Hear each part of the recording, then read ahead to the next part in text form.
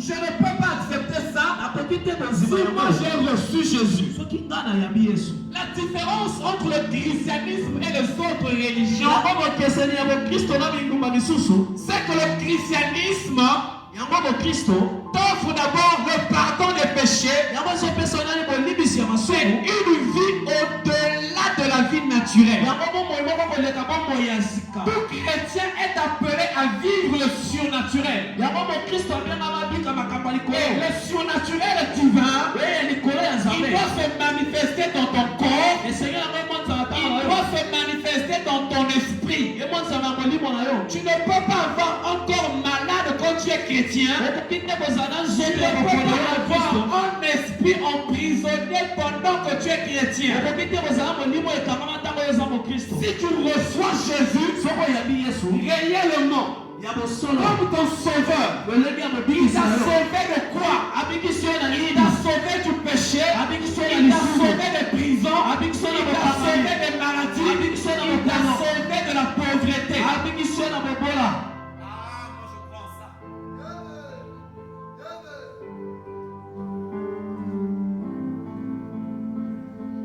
C'est pas moi.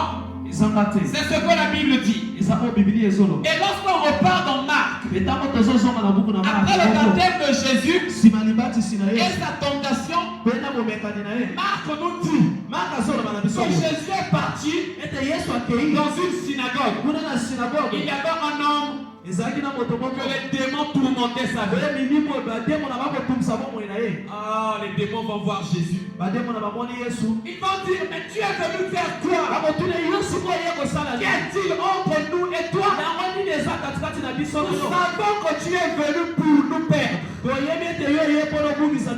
les démons voient la venue de Jésus, ils sont en train de voir leur destruction. Lorsque je parle des démons, je parle des sorciers de ta famille. Je parle des francs-maçons de ce pays. Je parle de la dame que tu sais qu'elle est sorcière dans ton quartier. Lorsque toi tu deviens chrétien et que tu repars dans ton quartier, elle là-bas est en train de voir sa perte. Et le problème c'est que toi tu ne crois pas en ça. Voilà pourquoi elle continue à agir. Le jour que tu vas reconnaître que Jésus est venu pour te sauver de tes péchés, tu vas sortir de tes péchés. Le jour que tu vas croire que Jésus est venu pour te délivrer des ténèbres, tu verras la lumière de la vie. Le jour que tu vas croire qu'il est venu pour te guérir, la maladie va quitter ton corps. Je ne peux pas être malade.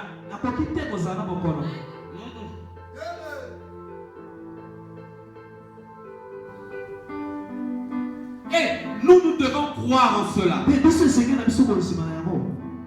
Dis parle-moi. Là tu as dit amen. Hein? Maintenant, qu'est-ce qui se passe? Tout ce que je viens de citer ne peut pas être à toi. Et Christ. Passons de l'autre bord, c'est le thème de août. On en août, non? Je me suis pas compris. Ok. Écrit, lâche ta vie. Et Christ deviendra bien. Et Christ. C'est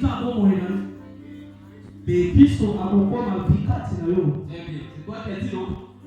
Donc, si tu ne lâches pas ta vie, Christ ne peut pas. Non, lâche ta vie et Christ deviendra vie en toi, n'est-ce pas? Donc, si tu ne lâches pas ta vie, Christ ne peut pas devenir vie en toi. Oui. Et aujourd'hui, lorsque nous prêchons la parole, ça devient comme une consolation pour les gens. Mais les gens ne vivent pas cela. Va te dire que Jésus est venu pour que ton corps soit en bon état. Tu vas dire Amen. Mais on te dira, lâche ta vie. Tu deviendras comme le jeune homme riche. Tu vas être attristé en ton cœur. Et voilà pourquoi mon frère, tu n'avances pas. Voilà pourquoi ma soeur, tu n'avances pas. Parce que tu as le zèle pour Dieu. Le zèle. Non. Le zèle, frère. Le désir de servir. Pour ça. Tu es aussi zélé dans la pratique du péché. Et le diable va te mentir. Tu n'as pas vu que malgré que tu as fait ça, tu es allé à l'église où tu as chanté, les gens étaient contents. Tu es allé à l'église où tu as prêché, les gens étaient contents. Et toi, lorsque tu vas regarder cela, ça devient pour toi une doctrine. Et donc, on peut servir Dieu dans le péché, ça ne fait rien.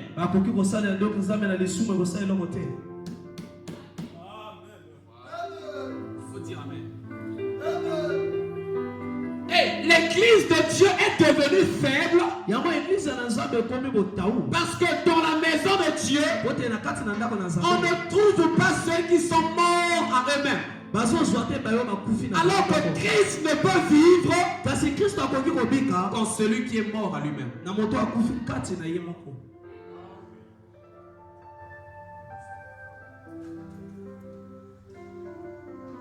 Écoute-moi très bien. Je répète. Christ ne peut vivre qu'en celui qui est mort à lui-même. Voilà pourquoi Paul dit. Tu connais le passage là, non? Si je vis, ce n'est plus. Je dis toujours Ebandakawanate. Avant de dire ça, il dit j'ai été crucifié. Il dit je suis mort d'abord. Alors si je suis mort, c'est Christ qui commence à vivre en moi. Si je ne suis pas encore mort, la maladie va vivre en moi, le péché va vivre en moi, la pauvreté va vivre en moi. Et tout ce que Dieu va me dire, je vais écouter sans posséder.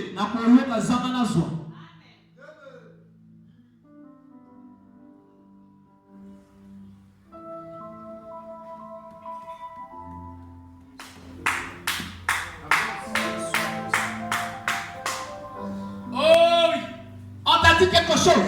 On t'a dit l'esprit du Seigneur est sur moi. La puissance de Dieu est là. Mais pourquoi depuis qu'on a commencé à prier pour toi, tu es toujours dans les mêmes choses? C'est parce que la chose qui repousse l'onction est en toi. Dis amen que.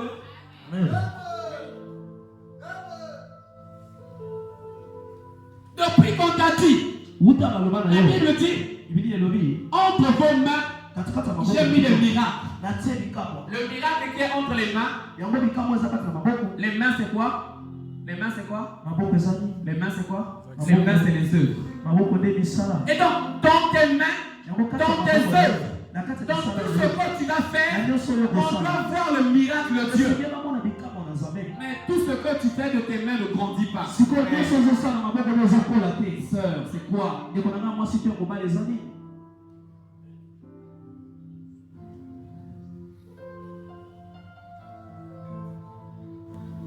Et après, nous serons les premiers à accuser Dieu. Il est venu, c'est vrai pour toi. Mais toi, tu dois te décider à lâcher ta vie. Jeunesse. Si tu rentres dans ta jeunesse, obligatoirement, tu vas devenir David. Si tu rentres dans ta jeunesse, obligatoirement tu vas devenir Joseph. Les deux, Dieu les a eus, c'est à l'âge de 17 ans. Si tu acceptes d'abandonner ta jeunesse, et que Dieu prend le contrôle de ta jeunesse, tu seras un jeune papa. Tu seras un jeune conducteur. Tu seras une jeune fille que maman demande conseil. Tu seras un jeune garçon que les vieux demandent conseil. Pourquoi? Parce qu'en toi, il y a quelqu'un qui est plus vieux que eux. Est-ce que je peux prêcher? Regarde ce que Jésus est venu faire. Et dans ta vie, tu dois vivre cela. Dans ta vie, tu dois avoir cela. Mais tu ne peux pas posséder ça si tu ne prends pas la ferme décision de lâcher ta vie. Lâche ta vie. Lâche ta jeunesse. Lâche ta renommée. Lâche ta réputation. Vous savez, le Seigneur m'a dit quelque chose. Si tu n'atteins pas la dimension de pleurer pour voir Dieu se glorifier, tu n'as pas encore aimé Dieu. Où tu vis des choses et que tu acceptes l'humiliation, tu ne réagis pas. Dieu prendra plaisir à toi. Aujourd'hui, si quelqu'un te dit tu es ceci, tu vas vouloir démontrer le contraire. C'est ça, non? On va t'appeler par pauvre. Et qu'est-ce que tu vas faire? Vouloir démontrer que dans votre famille vous avez un peu. Est-ce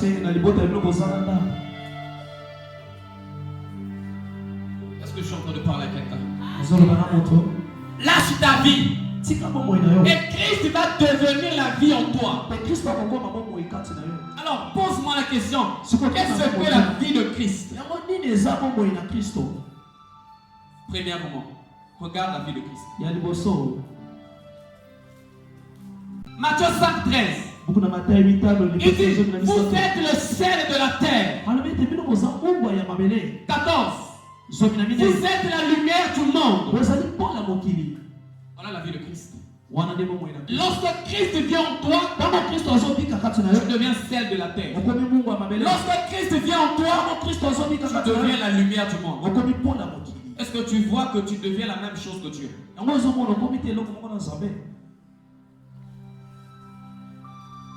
J'avance. La vie de Christ, c'est la vie de Marc 16. À partir de 16, il est écrit 17. Voici les miracles qui accompagneront ceux qui auront cru. En mon nom, ils chasseront les démons. Ils parleront de nouvelles langues. Ils saisiront des serpents. Ça, c'est la vie. La vie de Christ, c'est ça. Écoute encore. Est-ce que je parle à quelqu'un? Si tu ne comprends pas ces choses, tu ne vas pas avancer avec Dieu. La vie de Christ, c'est la vie que toi tu sais très bien. C'est la vie de Romains 8:1. Il n'y a donc maintenant aucune condamnation. Est-ce qu'on s'arrête là? On dit pour ceux qui sont en Jésus-Christ. Ça, c'est la vie de Christ. Je vais plus loin, frère. La vie de Christ, c'est la vie de 2 Corinthiens. 2 Corinthiens 8. Écoute-moi. Écoute-moi. Je sais que tu es en train de bouder. Mais c'est ça l'église là. 2 Corinthiens 8, verset 9. Car vous connaissez la grâce de notre Seigneur Jésus, qui pour vous, le riche qu'il était, afin que par sa pauvreté vous fussiez enrichis. Ça, c'est la vie de Christ. Il faut que je détaille ces choses comme ça. La vie de Christ encore. Est-ce que j'avance? C'est la vie de Éphésiens 1, le verset 3. Il dit, béni soit Dieu le Père de notre Seigneur Jésus-Christ, qui nous a bénis de toutes sortes de spirituels dans les lieux célestes en Christ. Ça, c'est la vie de Christ. Toi qui ne veux pas lâcher ta vie, tu ne dis pas Amen. Tu vas rester dans ces choses. Écoute la vie de Christ. Apocalypse 3:7. Voici ce que dit le saint, le véritable. Celui qui a la clé de David. Celui qui ouvre et personne ne fermera. Celui qui ferme et personne n'ouvrira. Ça, c'est la vie de Christ. C'est pas fini. Oh, tu ne sais pas en qui tu as cru. Si tu savais cela, écoute ça. Oh, j'aime ce passage. Romains 8:28. Nous savons du reste que toute chose concourt au bien de celui qui aime Dieu.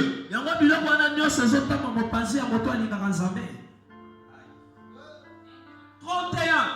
Qu'endirons-nous donc à l'égard de ces choses? Si Dieu est pour nous, qui sera contre nous?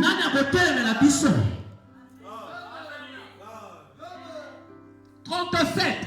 Mais dans toutes ces choses, nous sommes plus que vainqueurs par celui qui nous a aimés.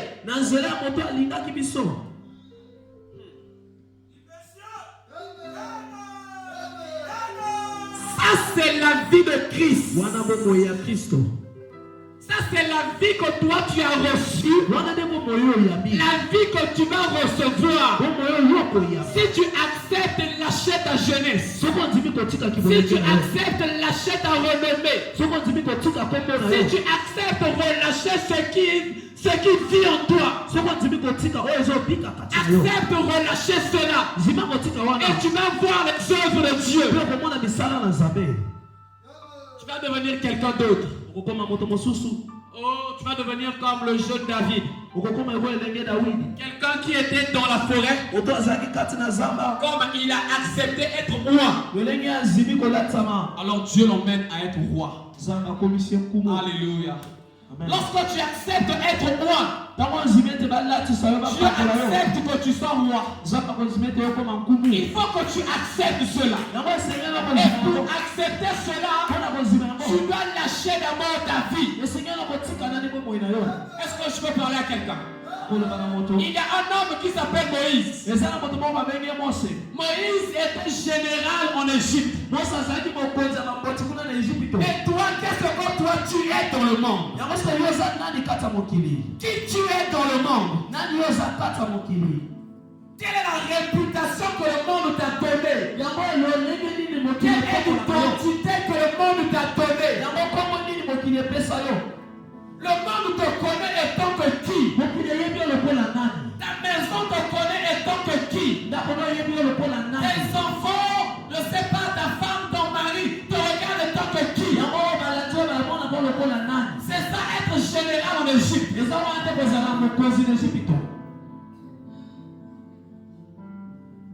Quelle est l'identité avec laquelle tu es en train de fonctionner? Quelle est l'identité que tu as eue dans le monde?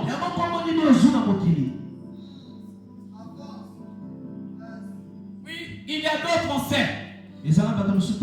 Frère Wana, Azamota Lokuta, général Lokuta. C'est un général. Frère Wana,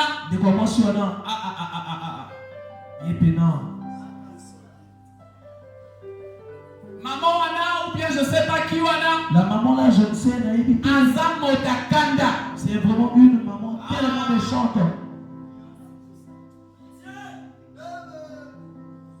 Hey, le diable va te mentir. Malgré que tu fais ça, tu vas avancer à venir à l'église.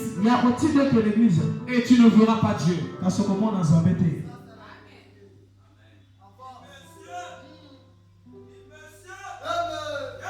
Et Moïse, lorsqu'il a sorti de l'Égypte, il va sortir comment? Il va sortir en courant. Tu n'as pas vu ça? Que malgré ce que tu as dans le monde, tu as toujours peur du diable. Tu n'as pas vu ça? Oh non, si tu tapais tout le monde. Tu étais le plus fort. Mais tape les démons. Oh, moi, c'est au lobby pour les motos, mais parle les démons. Tu es une femme, quand tu parles comme ça, quand tu parles, c'est pour blesser. Blesse les démons.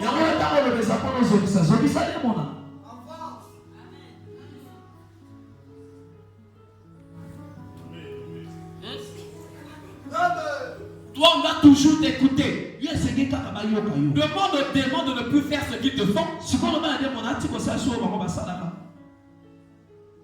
Lorsqu'il va sortir,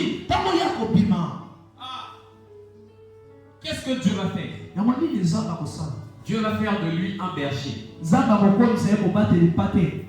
Et pendant tout ce temps, les 40 ans qu'il a eu à passer, il pensait toujours.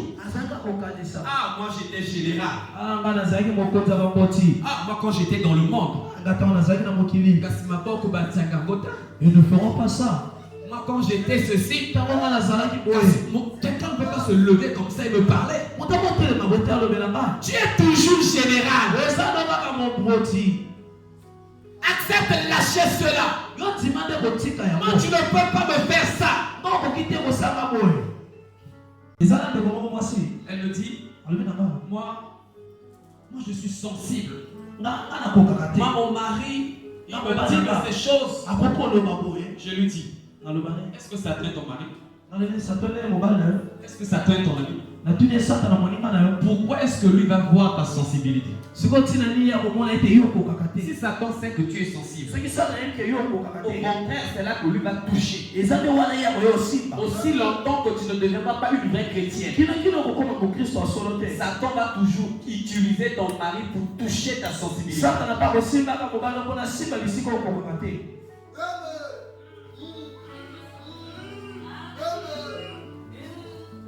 Mais Satan n'a pas pitié. Quand tu vas dire à Satan, moi je suis sensible, tu vas lui dire ça. Écoute-moi très bien. Si tu n'acceptes pas rentrer dans le tombeau, tu ne peux pas prier. Prier. Je répète. Si tu n'acceptes pas rentrer dans le tombeau, si tu n'acceptes pas rentrer dans la chambre haute, là où tu deviens absent pour le monde, rentrer dans le tombeau, c'est ça. Devenir absent pour le monde. Tu ne peux pas prier. Vous savez, il y a quelque chose. Écoute, il y a quelque chose. Lorsque Jésus est mort, la Bible dit qu'on l'avait défiguré. Il avait du sang partout. Mais quand il a accepté le tombeau, lorsqu'il sort, sur son visage, il n'y avait plus de cicatrices. Il n'y avait plus le sang sur son corps. C'était parti où? C'est parce que le Saint-Esprit, il ne vient que sur ceux qui ont accepté la mort. Et c'est le Saint-Esprit qui a ressuscité Jésus d'entre les morts. Voilà pourquoi la vie t'a laissé des cicatrices. La vie t'a laissé des blessures. Jusqu'aujourd'hui, c'est toujours dans ton cœur. Aussi longtemps que tu ne vas pas mourir, elles ne vont pas disparaître.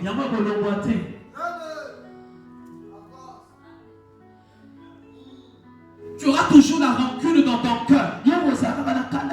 Maman m'avait fait ceci. Lorsque je grandissais, j'ai subi ceci. Si tu acceptes Jésus, quel que soit ce que tu as eu à subir, le Saint-Esprit va prendre ça dans son corps. Mais il y a quelque chose qu'il va laisser. Il va laisser les trous entre tes mains. On va te regarder. On ne te reconnaîtra pas. Mais à cause de ces trous-là, on va savoir que c'est toi. Quelqu'un comprend la révélation? Il va t'emmener dans une dimension. Lorsque les gens vont te regarder, ils vont dire c'est pas un tel. Et quand tu vas leur rappeler quelque chose que ils connaissent de toi, ils vont accepter. Oui, après dans la qui est. C'est lui. Mais ça ne peut pas arriver si tu ne lâches pas ta vie. Et Moïse, il va rentrer dans la maison de Jéthro. Il va accepter être berger. Alors je te pose une question. Pourquoi tout ce temps-là, quand il partait paître le troupeau, il ne rencontrait pas Dieu? Parce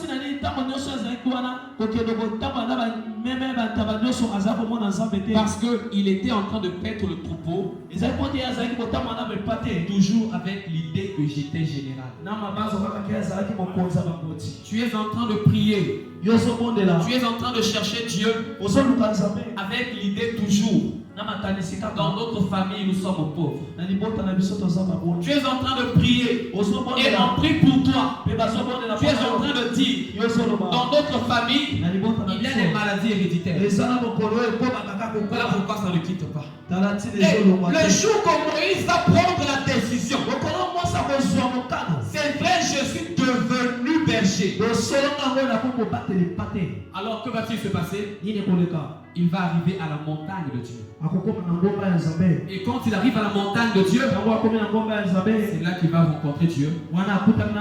Et là où il était sorti en courant, il va rentrer en marchant. Là où il avait peur de partir, pendant qu'il était général, quand il est devenu berger, il est rentré avec un simple bâton.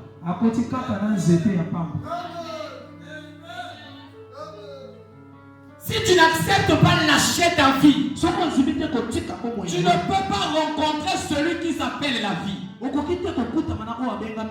Si tu n'acceptes pas marcher dans la vérité, tu ne peux pas rencontrer celui qui est la vérité de ton problème.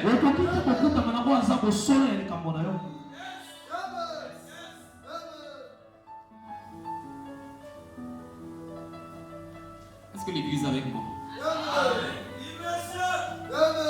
Voilà pourquoi refuse ça. Refuse ça. Qu'est-ce que tu aimes là? Quelle est la réputation qu'on t'a donnée? Quelle est l'identité que le monde te connaît? Refuse ça. Lâche ça. Lâche ça, tu vas voir.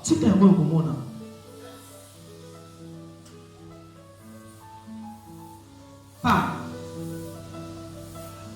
Femme au foyer. Femme au foyer. Faut dire amen. Si tu es femme au foyer, tu dis amen. Femme au foyer. Femme au foyer, dis amen. Tu sais quoi? Le jour que tu as trouvé l'homme de ta vie, c'est le jour que Dieu s'est décidé de te donner sa bénédiction. Parce que tu attendais quelque chose de mal.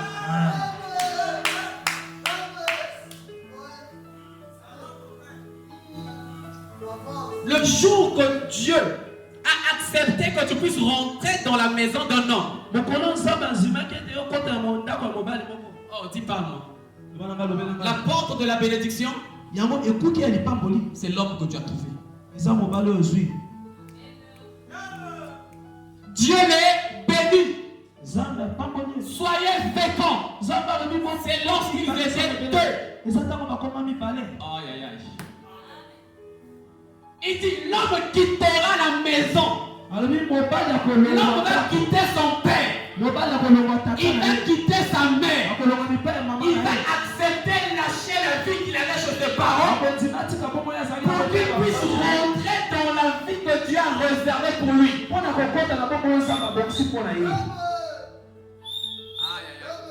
C'est vrai, le mariage est important.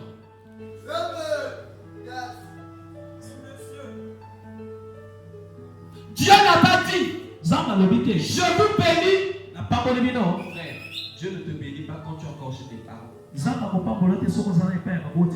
le jour que tu te décides là, écoute-moi très bien. Sortir de chez ses parents, c'est pas sortir de la maison des parents. Sortir de chez ses parents, tu peux vivre dans la maison de tes parents, mais tu es déjà sorti de tes parents parce que tu as épousé une femme.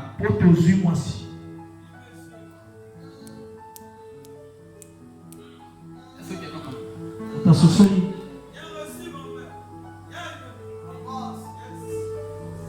Avance, non? Maintenant,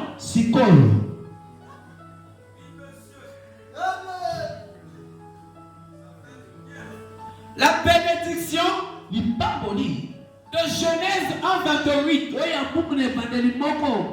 ne peut pas se manifester si Adam ne dort pas. Et dormir pour toi, c'est ton mariage, frère. C'est ton mariage, sœur. Et quand tu vas te réveiller, tout ce que tu vas dire, voici cette fois-ci. Dites mon frère, tu sais quoi? Adam est méchant. Quand il a regardé Dieu, il n'a pas dit voici cette fois-ci.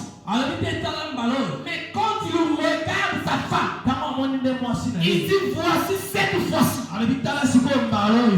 Pourquoi? Parce que Dieu, pour le bénir, il fallait que elle soit là.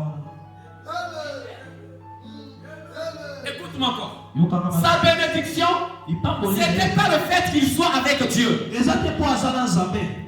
sa bénédiction, c'était le fait qu'il soit avec sa femme. Et pour cela, il fallait qu'il tombe. Et dormir pour Adam, c'est lâcher sa vie. Quand il a accepté de lâcher, alors la vie de Dieu va commencer. N'accepte pas venir dans la maison de Dieu et que tu dises toujours je tiens à ceci. Toute chose que tu vas tenir à ça dans ta vie va devenir ton ennemi dans la vie de Dieu. Dis amen. Toute chose que tu vas tenir à ça dans ta vie va devenir ton ennemi dans la vie de Dieu. Voilà pourquoi pour le chrétien, la plus grande épreuve, c'est la répercussion de tes actes. Voilà pourquoi, si dans le monde tu étais impudique, le diable ne va pas t'attaquer par la boisson, seulement par les hommes ou bien par les femmes. Si dans le monde tu étais un buveur, le diable ne va se présenter devant toi que par la boisson. Il ne va pas venir lui-même. Il va venir par la boisson. Si dans le monde tu étais quelqu'un qui n'acceptait pas l'humiliation, le diable va se présenter simplement par des choses qui vont t'humilier.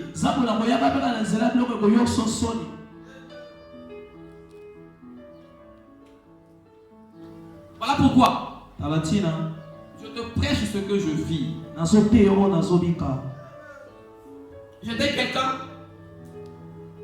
je n'accepte pas que, quand j'ai connu le Christ, qu'on dise des choses fausses de moi. Quand on disait ça, ça m'énervait. Jusqu'à ce qu'un jour, je vais recevoir une parole qui va me dire accepte d'être humilié devant eux, ça ne fait rien. Et quand j'ai reçu cette parole, même si j'entends, ça ne me fait plus rien. Et ça, à l'autre côté.